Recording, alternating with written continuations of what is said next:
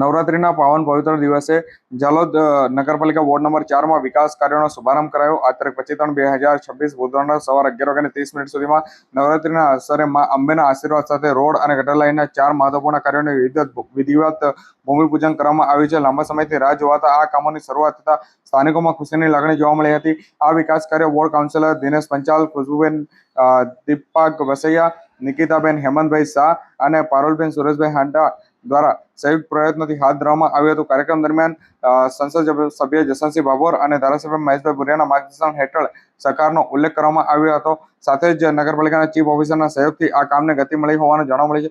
શરૂ થયેલા વિકાસ કાર્યોમાં દામોદર સોસાયટી બહારનો રોડ અને ગટર લાઇન, મીઠા ચોક ખાતે પોલીસ ચોકી સામેની ગલીનો માર્ગ, ગટર વ્યવસ્થા, શિવદયાલ પંડિતના મકાનથી મેન રોડ સુધીનો રોડ અને ગટર વ્યવસ્થા તેમજ લોહારવાડા હોળી ચકલાની થી ફુવારા સુધીનો જે માર્ગ અને ગટર લાઇનનો સમાવેશ કરવામાં આવ્યો છે। આ તમામ કાર્યોમાં નિષ્ણાત એજન્સી દ્વારા માર્ગદર્શન હેઠળ કામગીરી કરવામાં આવશે।